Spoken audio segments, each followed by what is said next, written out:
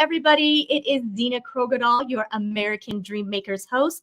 I have an incredible guest with us this evening. So, American Dream Makers, I believe that everyone absolutely can obtain the American dream. And not only can you achieve the American dream, but you can absolutely go beyond. And our next guest absolutely has demonstrated that you can go beyond the American dream. He is an incredible guy because not only has he been able to achieve the American dream, but he helps others as well. And he has a big heart, and he is somebody you absolutely want to get to know. His name is Bob Donnell. And listen, it's going to be an incredible, incredible discussion tonight. So I want you to share this out. If you're watching this live, please be sure to share this out. If you are watching this on Facebook, if you can go to StreamYard.com/Facebook and give StreamYard permission, we'd love to see your name. And if you can't do that, that's okay. If you make comments, if you can just type in your name so we know, because we love this to be interactive. So if you're here, absolutely do not be shy and interact with us, because Bob Donnell is absolutely going to give us so much. So, you may even, just kick back and relax, or you may even want to take some notes. So without further ado, let's bring on Bob. Hey, Bob. Hey, Zena, thank you so much for the opportunity. How are you this evening? I'm doing well. Wonderful, wonderful. So tell us about yourself here, Bob. You, I believe you live on the West Coast. So tell us what that is like on the West Coast there. Well, the West Coast is where I was born and raised. I was born in Oklahoma, but I moved here when I was 2. So this is pretty much where I've lived my whole life. It's the Central Coast is really nice because it's cooler than the Southern California, and it has a lot of more variation of the scenery. You've got the beach, you've got the mountains, you've got a lot of nice things in the Central Coast. So it's a great area to live. Wow, that's great. And you grew up there, huh? I was raised in Southern California, down in Newport Beach area. Okay. So you like the ocean. That's what I mean. If you haven't moved away from it, you must like the ocean. Okay. Awesome. Love the ocean. Awesome. That's great. So Bob, tell us then, as we kind of look at what was it like growing up in Southern California, because you got to experience Southern California, I think, in the really great times before everybody discovered it, something like that.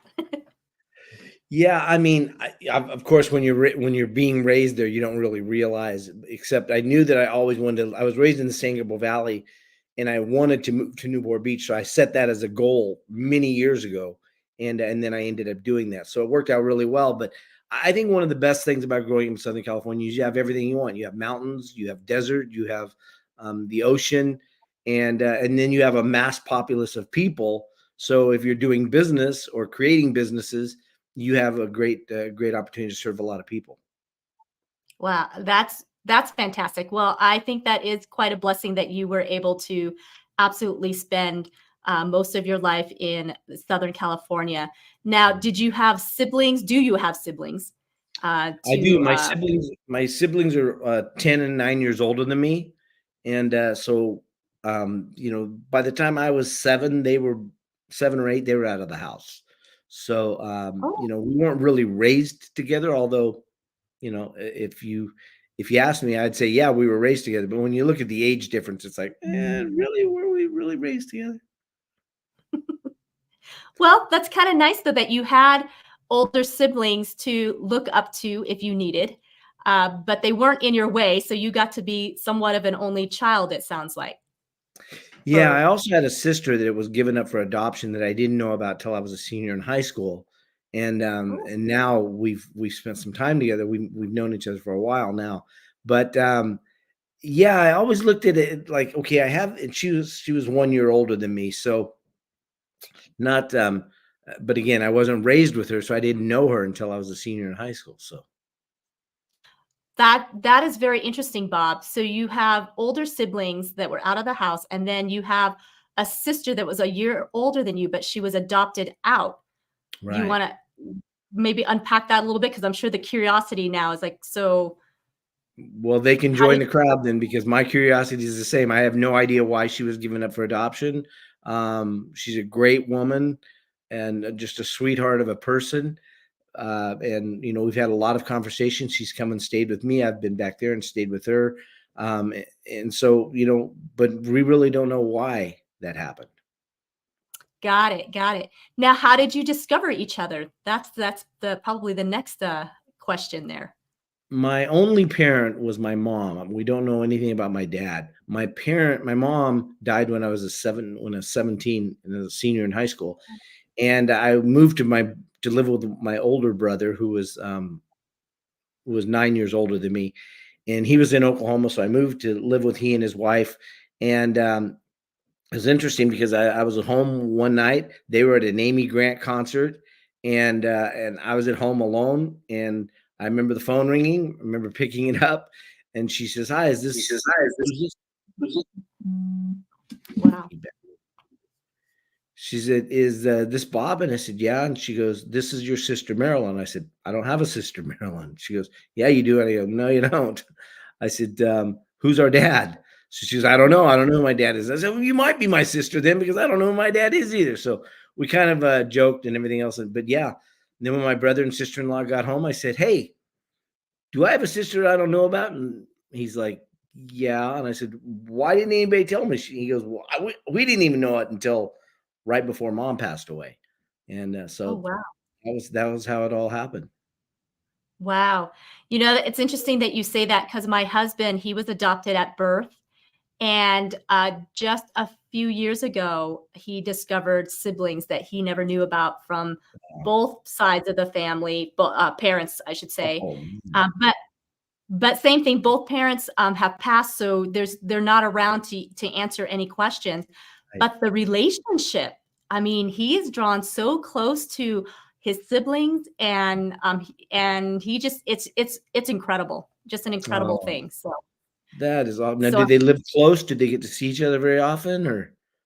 Well, his sister from his mom lives about an hour and a half away, so we do get to see her probably more so because we can drive down there and meet Right. up 3, 4, 5 times a year. Where Oh, the other nice. siblings from his dad live in Minnesota, so we've been trying to go back about at least once a year since we found out about them, and Mm, so they're not as close, physically, yeah. but it's been an adventure and it's been so awesome. And I'm so happy for my husband because he was an Mm. only child for all that time. And he said he had always wanted siblings. And Nice. now he's got them. So Wow, well, that's awesome. Yeah, thank you yeah. for So sharing that. so I'm glad to hear how close you and your sister are, that you get to see each other and have maintained that relationship. I think that must be very special for you. Yeah, we don't get to see each other that often. She lives in the Midwest, I live on the West Coast, so we don't see each other that often, but when we do, it's always been a great time to reconnect and to share war stories about what's going on in life. And she's a trooper. She's gone through a lot, and she just has been an amazing woman throughout her life. How awesome. Wow. God, I believe he just has these divine appointments at the right time when we most need it. And I think, sometimes it can be overwhelming to sit there and just think about, how he looks at every detail and then he brings it into your life just when you need it the most. So that's Well, he so knows cool, better Bob. than us, right? He knows better Absolutely. than we do, so I'm good with that. And I was on a call last night, and we were talking about how if we had it our way, we would mess things up even worse than we think they're messed up. So That I'm perfectly okay with him being in control. absolutely. So this is my husband, Chris. He says, Hey, I'm Chris. very blessed. He says, I'm very blessed to have found my siblings and cousins that I never knew about until about the age of 46. Thanks for sharing your story, Bob. Absolutely. Absolutely. Thanks, Chris. That's so and so you said that your mom passed away when you were 17? When I was Is that what 17, when I we was 15, she was diagnosed with cancer, and she was given 6 months to live. But she lived till she was almost 2 years, so 2 years.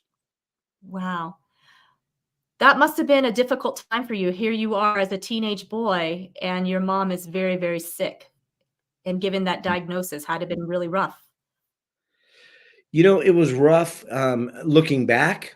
At the time, it was like I didn't know anything different. So, it was like I asked a friend of mine who's blind, I said, "What's it like to be blind?" He goes, "I don't know. I don't know what it's like to be sighted." And Mm. I never thought about it from that perspective.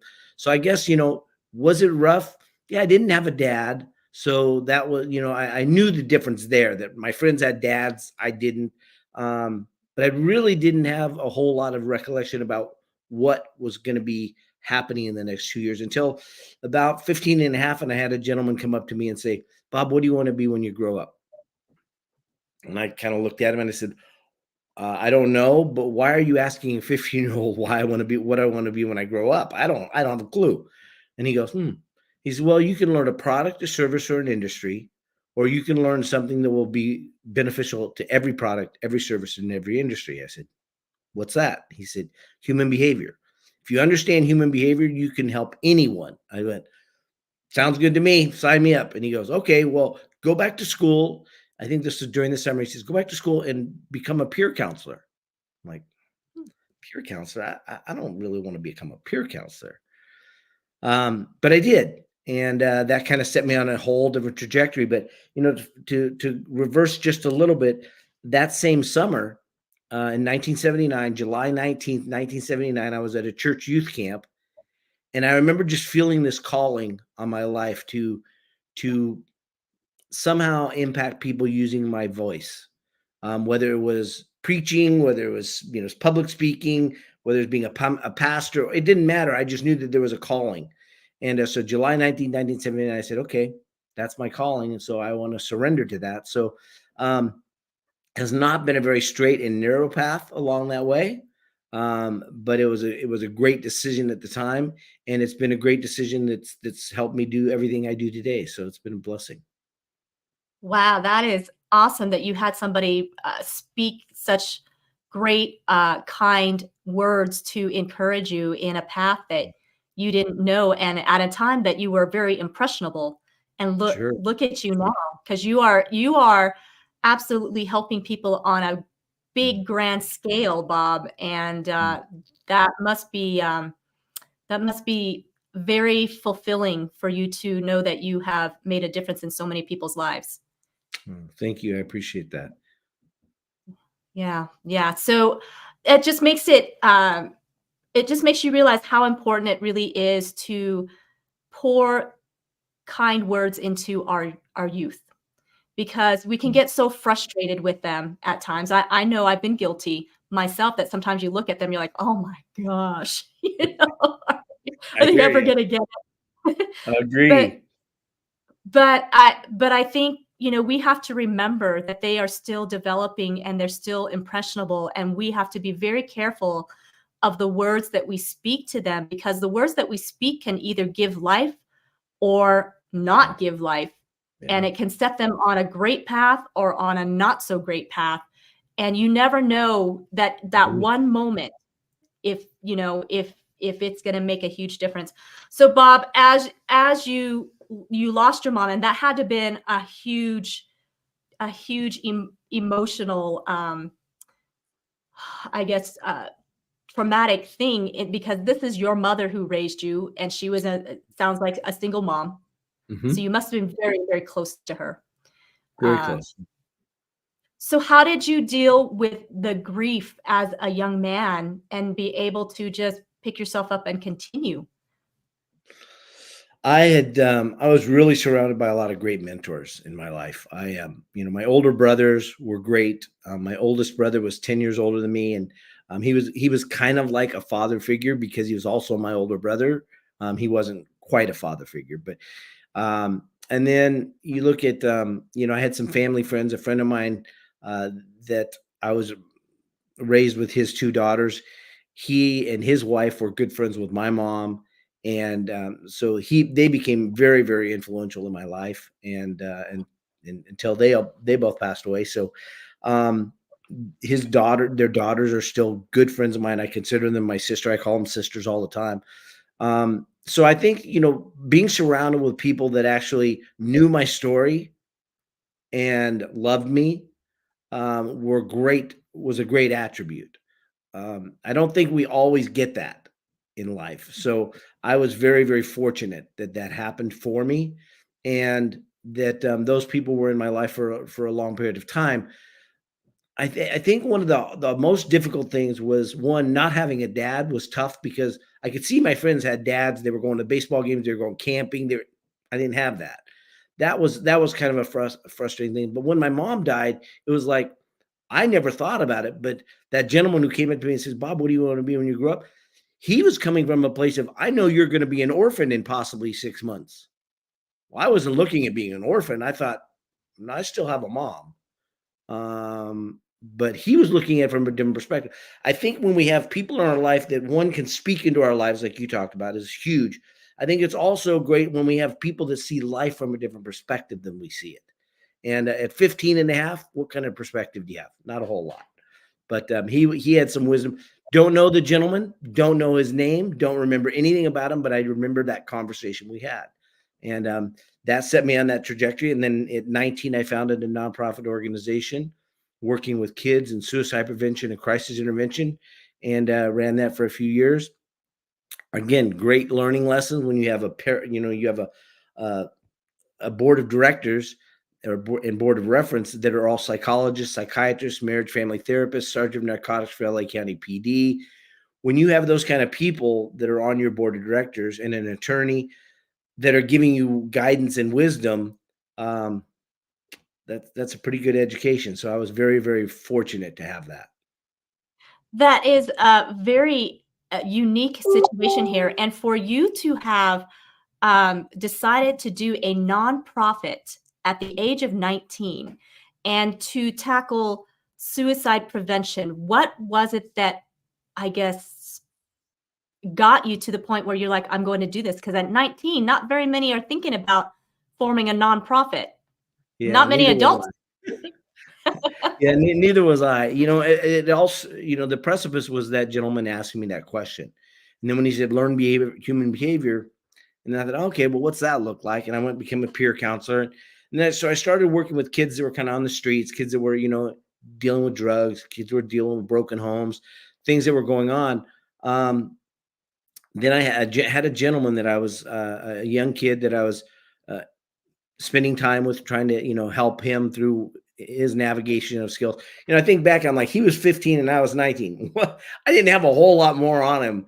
But I do remember his stepdad was an attorney, and his stepdad said, um, come by my office today. I need to talk to you. And I'm thinking, why do I need to go to an attorney's office? I mean, I go to his house, but why am I going to? And I thought, I was like, I'm in trouble. Something happened. What did I say wrong? But he said, you're doing a really good job with our son, and I really think you need to play a bigger game. Now, again, when you talk about somebody speaking life into you or speaking words of affirmation or confirmation, in this case, I was like, well, okay, I'm already working with kids. What do you mean play a bigger game? He said, well, I think you need to put together a board of directors. I think you need to start traveling and speaking and raising money. I think you need to have a 501c3. I think you need to play a bigger game, helping more people. I'm like, wow, okay, I'm 19. What does that look like? And so I said, who's going to want to stamp their approval on me? I'm a 19-year-old kid. And he goes, if you have an attorney on your board of directors, people will feel safer. And he said, I'll be the attorney on record for you. So he did. He became the attorney. He helped me. He navigated. I mean, again, it's really the people that are in your life. I started a whole nother organization called Next Level by Association. Why? Because it's who we associate with. We've all heard the Jim Rohn quote, you are the average of the 5 people you spend the most amount of time with. But it goes way deeper than that. It's like, really, are you letting them invest in your life? And are you investing what you're learning in other people's lives? Because it's one thing to learn something. It's another thing to apply what you've learned. It's another thing to teach what you've learned. That's where the real cement comes in. So I was very blessed. Yeah, very, very blessed for sure that you had people in your life steering you in the right direction and believing in you, Bob. I mean, the fact that he was ready to give you his rubber stamp of approval means that he saw a lot of potential, because not very many lawyers, attorneys would do that with a 19-year-old and put their name associated with a 19-year-old. So I wouldn't have. I would say, yeah. Yeah. Well, he saw something in you, though. There was something obviously very, very special that he saw, and he knew that you were going to succeed, because if he didn't think you were going to succeed, there's no way he would have done that. So praise God that he was absolutely there for you. Amen. And amazing, amazing. And at 19, it had to have been like, okay, I'll do this. And that you trusted him enough to go ahead and just do it. Because, again, most 19-year-olds would be like, yeah, whatever, you don't know, I'm going to do my own thing. Well, and let's face it, that's how most 19-year-olds are. They're not going to take the advice of someone older necessarily, like, oh, what do you know? I'd love for you to talk about, so for those of us who go through life, and I love that you say that, it's more than just surrounding yourself with the people, the right people, but it's allowing them to pour into you and allowing yourself to accept them pouring into you, because they can pour into you, but you sometimes may not receive it. Absolutely. What advice would you give to somebody who is sitting at the crossroads right now, no matter how old they are? They could be 19, they could be 25, 30, maybe 40, 50, 60, and even 70, looking at a season change, or knowing that there's supposed to be a season change. Somebody's saying something, but they're fearful because now, as you go through some life experience and you accumulate some, I guess, assets or whatever, you accumulate some things. At 19, you don't have a whole lot, but when you get to 30, 40, 50, you've accumulated some things that you could risk it all. So to take a new direction, what advice would you give somebody who's sitting there looking at this and wondering, do I do this? Is this, and what do I do? How do I go about this? Yeah, the first thing I'd say is look who you're listening to. Consider the source, is what I always say. If it's like if somebody says, Bob, we want you to come and be on this podcast, for example, or Bob, we want you to do this. I always say consider the source first, and then it's easy yes or no. If I have criteria based on who the people are in my life, the people that are in my life, I can say yes to pretty much anything, and it'll be fine. The people that I don't know, then I have to really put them through the criteria and go, this works, this doesn't work.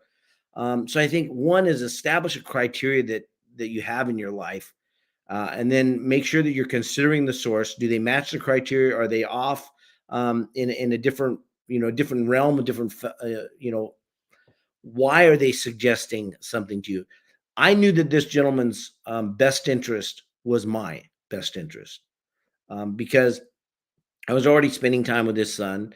I was already doing what I had really wanted to do. I was already doing it and had done it for a couple of years on my own. So for him to say, you need to play a bigger game, I was like, well, one, consider the source. He's an attorney. He has a great authority. He's got great credentials. He's an amazing human being, great father, great husband. I'm like, okay, done. I didn't really have to think about it. Now, the question was how, right? And that's the whole reason I wrote a program called Get the How Out of the Way, because how is really the last question we should be asking. There's a lot of other questions to ask. With him, I was like, well, what does that look like? He said, well, you put together a 501c3, you put together a board of directors. I'm like, whoa. So then I can unpack that a little bit, or have him unpack it for me. He said, put together a board of directors. I said, what's that look like? He says, well, think of everybody that you know who's a psychologist, a psychiatrist, a professional of some sort, maybe law enforcement, maybe a school official, and put them on a list. And then I want you to call them. I said, call them and say what? He goes, I want you to tell them, hey, look, I'm a young guy. I'm trying to start a nonprofit organization. I've got an attorney. Here's his name, who's on the board of directors. He says, that's your borrowed credibility. Don't ever forget, borrowed credibility is going to come to play for you for a lot in the rest of your life. It's okay. He said, call him and just say, I need another, a couple of people on my board of directors. Would you consider it? I'm like, Okay, and they're going to say no and slam down the phone. He goes, you've got an attorney on board. They'll listen. So I did. Called 7 people. 6 said yes immediately on the first call. The seventh said, I'm out of town. Call me I'll call you when I get back, and let's set up some time. Got together, said yes. Man, that borrowed credibility piece was huge because just speaking his name, people said yes. And that taught me a Wow. lot about. I had a great mentor at that same time. He says, "You know what an expert is, Bob?" I said, "I don't know." He goes, "Someone you don't know." I'm like, "What?" He goes, "If I walked you into a room of strangers and put a white coat on you and told them that you were a doctor, they would say, 'Oh, okay.' And you would have instant credibility of a doctor based on me telling them that you were a doctor and you having the white coat." He goes, "It's as simple as understanding how humans think." And I went, "Hmm." And so I learned that borrowed credibility. I learned that idea that, you can be anything you want to be, but you're going to have to step into it. And that's where he taught me. He taught me how to lean into that situation. And it's not, I hate the term, but situational credibility is very interesting when you think about why people will believe something um, without evidence. There's a lot of that going on in today's personal development, professional development. And I think that was a really good training ground for that. Yeah. Wow. That's beautiful. I mean, what an incredible journey you've had, Bob. And so fast forward you got married. So at some, later Mhm. on in life, how Right. old were you when you got married?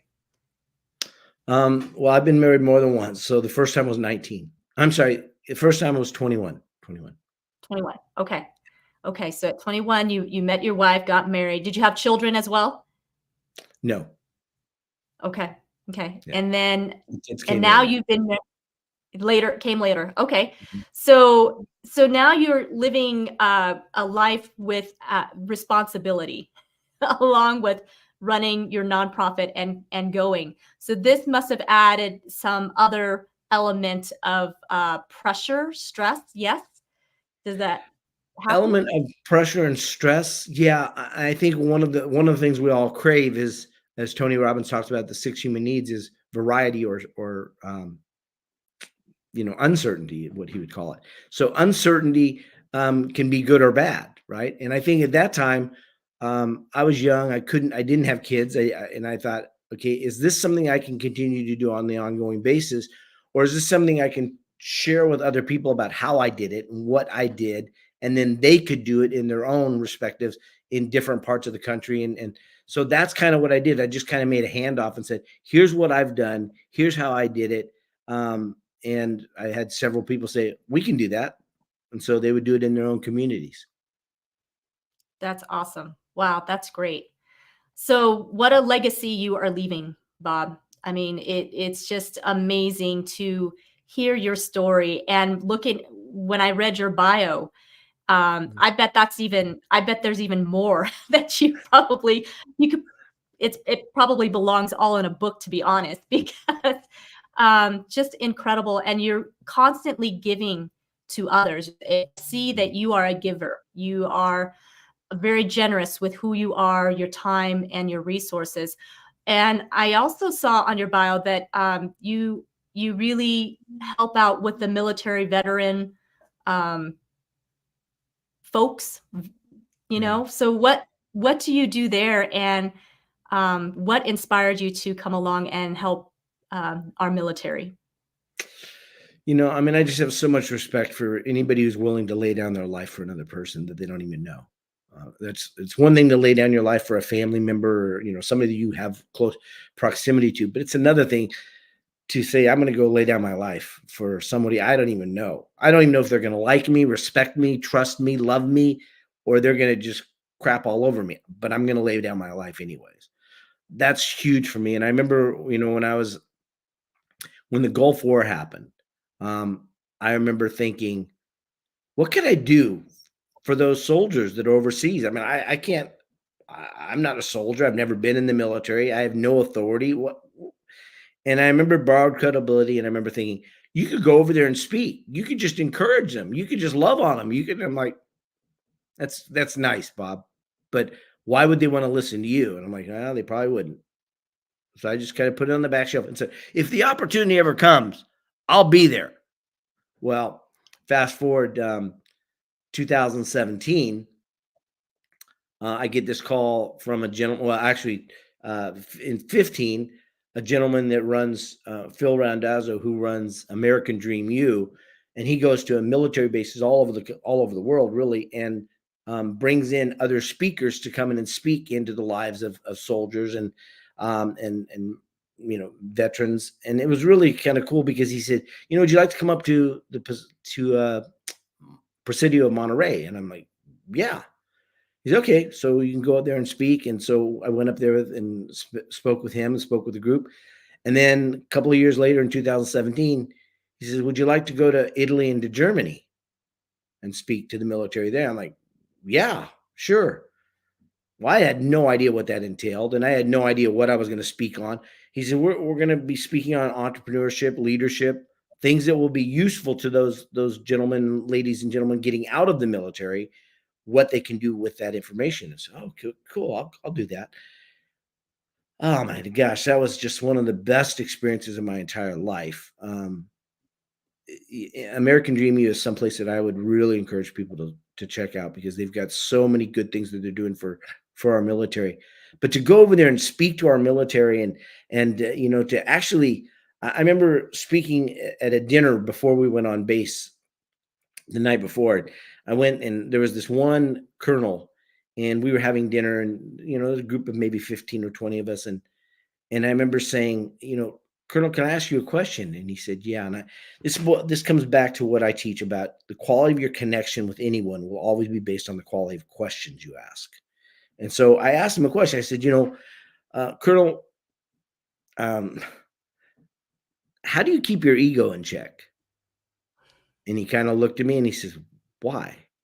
And I said, you walk on base, people are saluting you. They say, yes, sir, no, sir. No matter what you say to do, they're going to do it.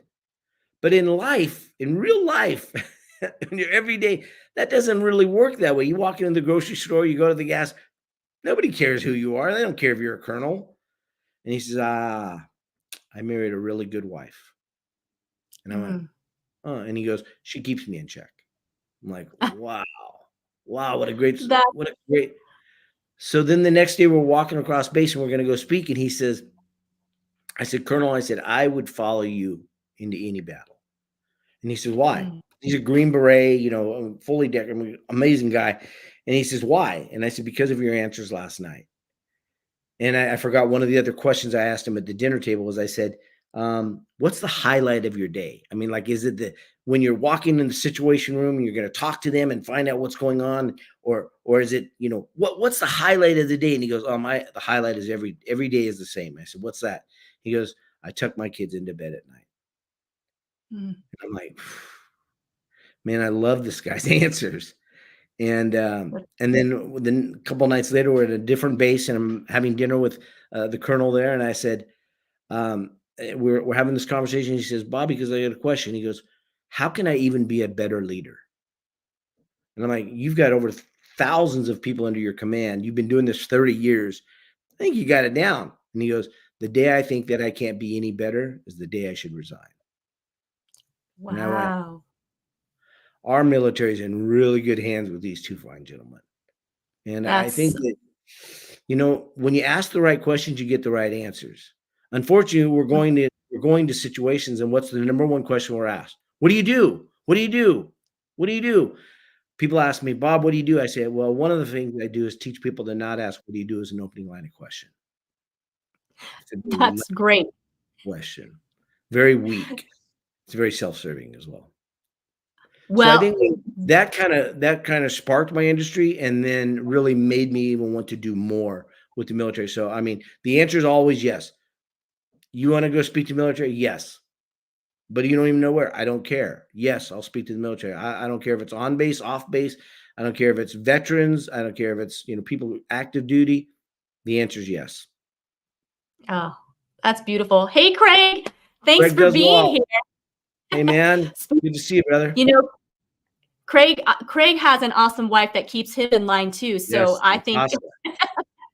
Yes, she I does. think yes, I think wives absolutely sometimes don't realize the influence and power that they really have in their relationship. We can be a Agreed. blessing or a curse to our husbands. We can build leaders or we can tear them Amen. down. And Amen. so when you find a wife, absolutely that is a blessing. It truly is. I do believe, like the Bible says, that she's far more precious than rubies. And Amen. um, so that's very cool. Hi, definitely. Thanks, Craig, for stopping in and saying Yeah. hello. Okay. I really enjoy what you were saying about that experience that you had, being able to go and speak to the military, because the veterans are huge on my heart, because I would not be here had it not been for them. I'm from Vietnam, a Vietnamese refugee, came over when I was just a little baby. So I have Wow. a lot of gratitude and thankfulness towards them. So I'm the same with you. Anytime there's an opportunity to go and give and serve them, I absolutely am pretty much the one that says yes, without even, Yeah. like you said. You know, Yeah. and so I love that you have that heart of wanting to give back to those who have served us. And like you said, and many times we don't think about how our freedom, how being able to live the American dream truly does take um, a lot of sacrifice for, that others are giving. There's a cost to everything. Nothing's for free. That's right. That's right. So I absolutely love the story that you were talking about, listening to this leader, this military officer of high rank, Yeah. and that you said that he obviously didn't have this big ego. So that is an incredible lesson for all of us to have, to Huge. never let our heads get too big. And then you also said he had mentioned that the day that he doesn't think he can get better is a day that he's not going to be doing his job, or it's time to be done. Yeah. Love that. Yeah. Incredible. It was. Incredible. Yeah. It was incredible. It Bob, was a great experience. yeah, I'm sitting here listening. Wow, Bob, I listening to your background, and you didn't grow up with a father. You lost your mom at the age of 17. And so many people who have had dealt, so to speak, a not so great hand in life, especially in the beginning. I see so many people who go around and they carry that their whole lives. But Hmm. when you're speaking, Bob, that is not you at all. You come across as very much a man who has not focused on those things, those shortcomings, but you have absolutely been able to see life and focus on the great things. Were you always like that? Were you born like that? Like, or what's the secret here, Bob? Because many people struggle. I've been dealt a bad hand. My mother wasn't so great. My father wasn't so great. Whatever it is, Yeah. and the excuses pile on. I'm sure working with human behavior. I'm sure you've seen that. Yeah. It goes back to the women in our life, in my opinion. You mentioned the wife, right?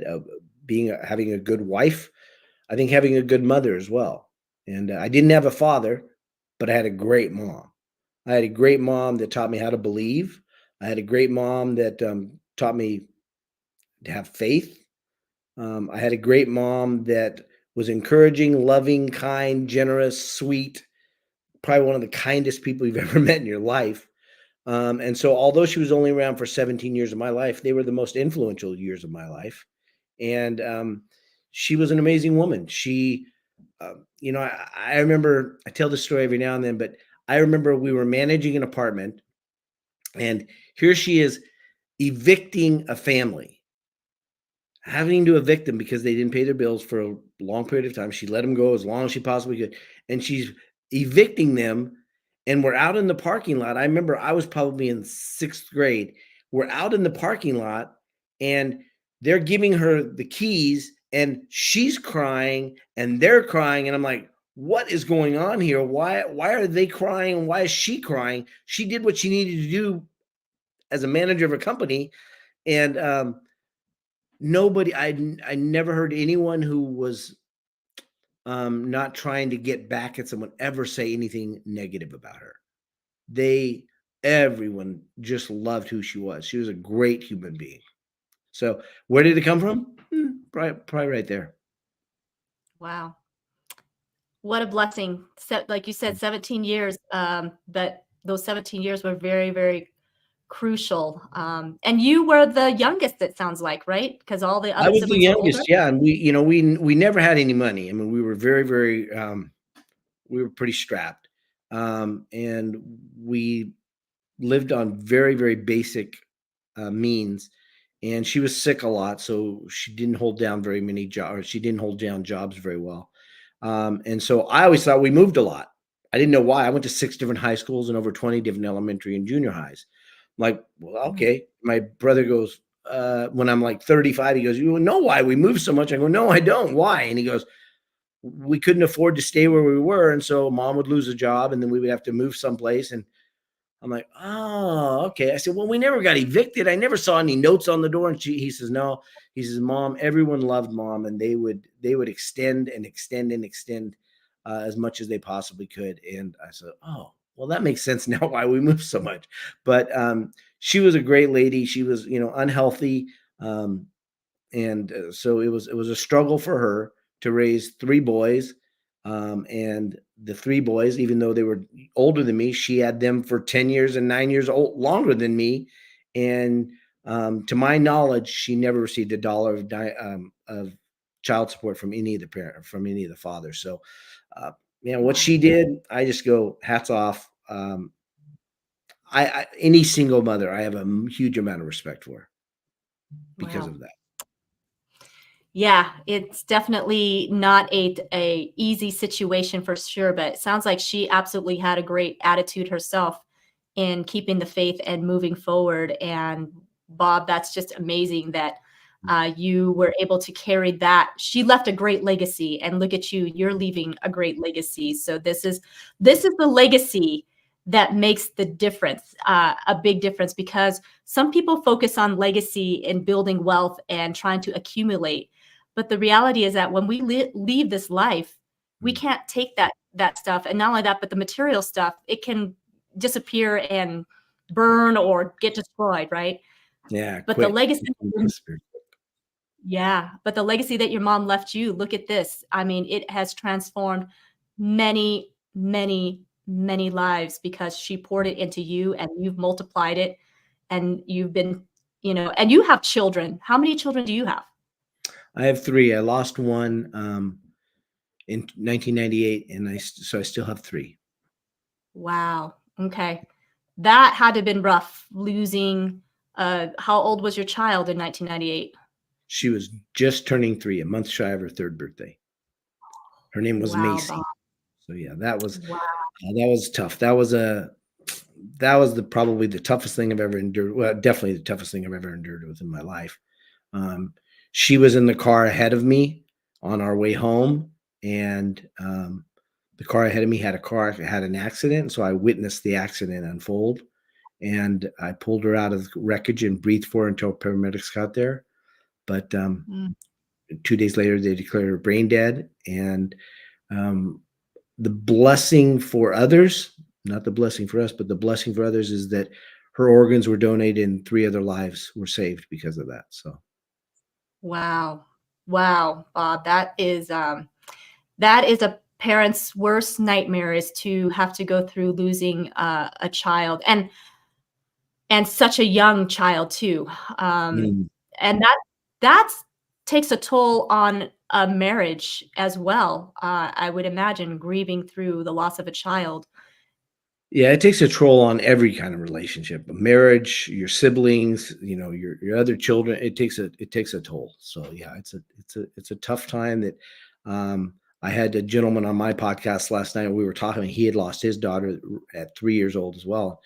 I said, we're part of a group that nobody wants to belong to. And we had a great opportunity to share about that. Yeah. And I've also witnessed others who've lost their children, their grown children, in adulthood. And I don't think it's any easier. I think because it's just not meant to be that you would bury your child before you. Yeah. And I think the emotions, no matter what, is a very tough one. So wow, Bob, Yeah, I agree with you. I think that it's a tough one because you go, well, I only had 3 years with her. But when I talked to one of my friend who's lost his 20-year-old daughter, and you go, I can't imagine. And he goes, well, I can't imagine not having that 17 years that mm, you didn't have.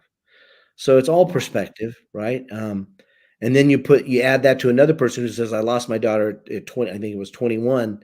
And then he says, and then a year later, we lost our other daughter who was 21.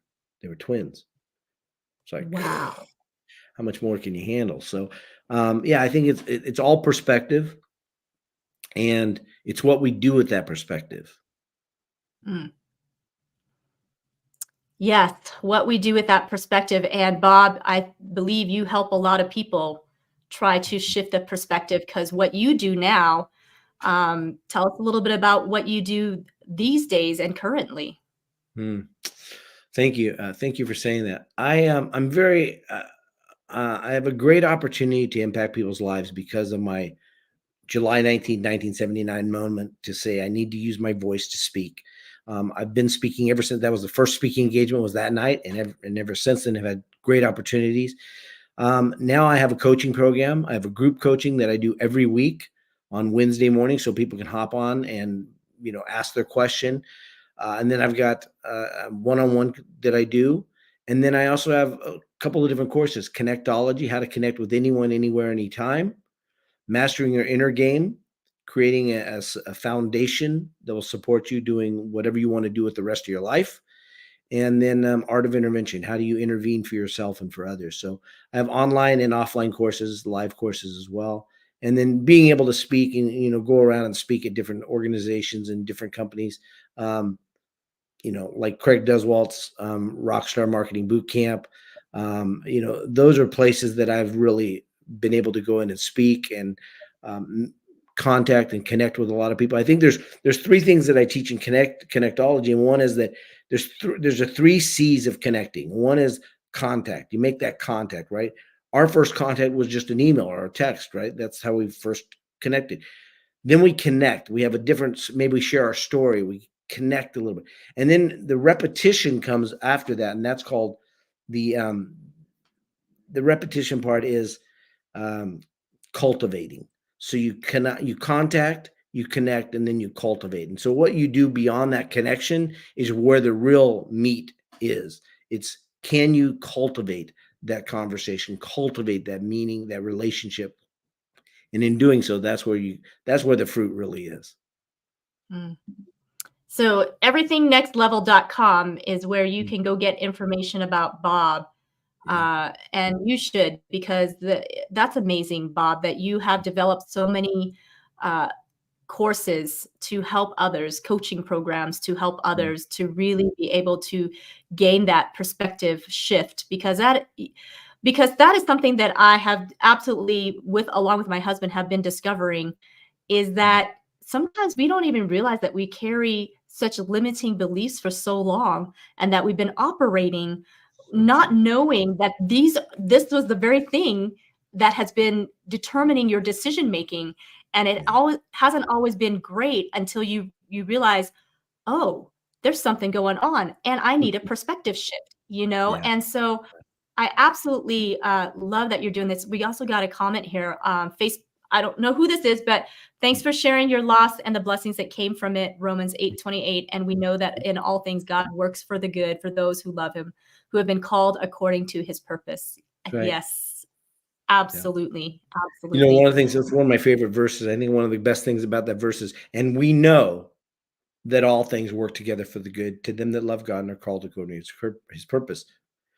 But we don't know how that's going to happen. We don't know all the next steps, the details, but we do know we have the assurance of that all things work together for the good. So if we get out of sequence and we start going, well, how's it going to happen? How's it going to happen? We'll always be stuck. But if we go, but we know then it opens the door for God to just behave the way God is, and He's going to do whatever is best. Mm, beautiful. That's why you have the program, Get the How Out of the Way. Oh, that was my husband, Chris, that Oh, said hey, that. Chris. Thank you for sharing that.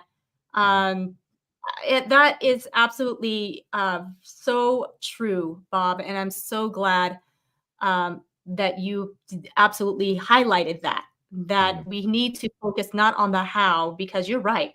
We're like little children sometimes. When things aren't going our way, we like throw tantrums and we're how and why and what, and we don't want to do things unless we know why.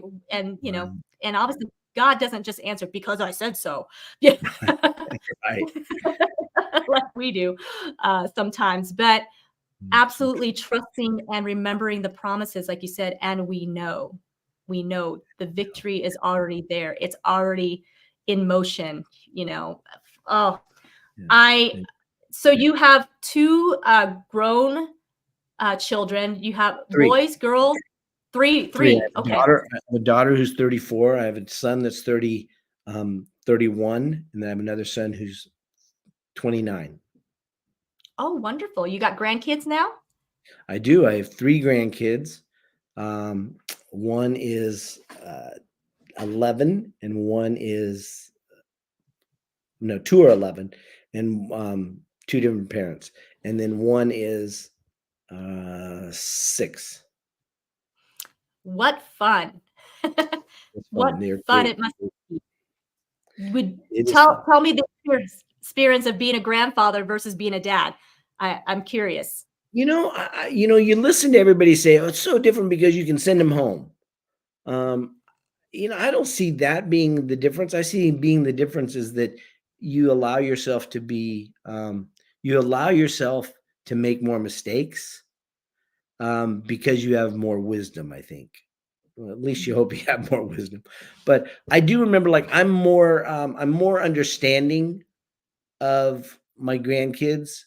I don't think it has to do with that I'm better. I have a little bit more understanding about what they're maybe needing, what they want, and then how can I be that? And it's not always easy. I mean, I am not a perfect grandparent. I was not a perfect parent. I'm not a perfect entrepreneur. I am so flawed that I'm perfectly flawed. But I've surrounded myself with people, Zena, that know my flaws, and they love me just as if I had none. And that's the key, I think. Surrounding yourself with people who can know all your flaws and go, "What flaws? I don't see them." Very blessed. Yeah. Oh, absolutely. Well, Chris and I are kind of in the in between stage. Our children are now young adults, no grandchildren yet. So we're having fun right now in this moment. But I know when the grandkids Enjoy. come, it's going to be a whole different ball game for sure. So we're looking forward to that day. Yeah. Bob, this time I've really enjoyed our conversation. I really enjoyed Yes. really getting to know you. Um, what would you like to leave us with as we wrap it up? Hmm. I think probably the biggest thing that I would leave with anyone is one of the next level pillars. I teach a lot of different pillars, and one of them is every next level will demand a different you.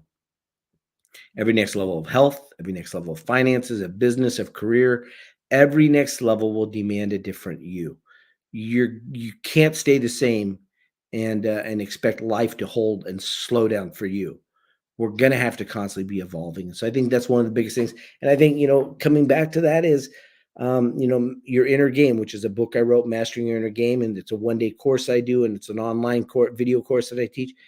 Your inner game is the foundation for everything you'll ever do in your life, and that inner game is not mindset. Mindset's a percentage of an inner game, but your inner game is everything that makes you up who you are today. Your past experiences, the way you view things in the past, the present, and the future, all the good, the bad, and ugly that you've been through is the price you've paid to be who you are today. So the nice thing about a price paid is you can look at it and go, it's an expense and expect nothing of it, or you can look at it as it's an investment, and then you can expect an ROI. Hmm. Love that. Wow. Wow, wow, wow, Bob. That is just amazing. And you are right. We need to level up every time. There's always something to learn, there's always room to grow. And I agree with your friend that said, but the day that you stop thinking you can do better is the day that you probably are not meant to be here for all, doing what That's you're right. doing Yeah. or whatever, Yeah. right? Um, Yeah. and so, absolutely, thank you so much, Bob, for Mm, just being so open and sharing so much and sharing who you are and giving mm, us that inspiration and mm, really helping us to absolutely want to level up. So, you mm, guys, if you are watching this, absolutely go to everythingnextlevel.com and mm, check out Bob and mm. get a hold of him. He obviously is a very friendly guy. And so if you want to talk to him, get a I hold don't of bite him. hard. Well, that's good. That's good. I'm glad you don't bite hard. So, really enjoyed this time, Bob. And Mm. so I will say, I guess goodbye for now, although I don't really want to because we just could go on and on and on. But thank you so much for all that you do. Thank you for your contribution to all of this. And thank you for your sacrifice because it is a sacrifice that you do as well. Because when you pour that much into others, sometimes something else in your own personal life has to give. And so, uh, thank you so much for your heart of generosity and many blessings to you, my friend. And Thank you. looking forward to continuing seeing you just soar and do so much good in this world. So let's say Likewise. I goodbye to appreciate now. that. Thank you. Thank you. Thank you. You guys, thank you so much for being here and listening to this. What an amazing, amazing man.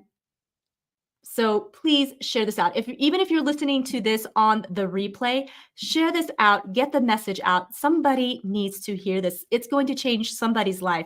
So please absolutely share this out. The other thing, if you have not liked, subscribe, or been a part of American Dream Makers, please absolutely do so. I'm on YouTube. I'm on Instagram. I'm on Facebook and LinkedIn. You can look me up, Zena Krogadal, and I'd love to be in contact with you as well. So reach out and let me know. Love to hear from you. So you guys go out there and live the American dream and help others to achieve that as well. So have a great one. And until next time, we'll see you later.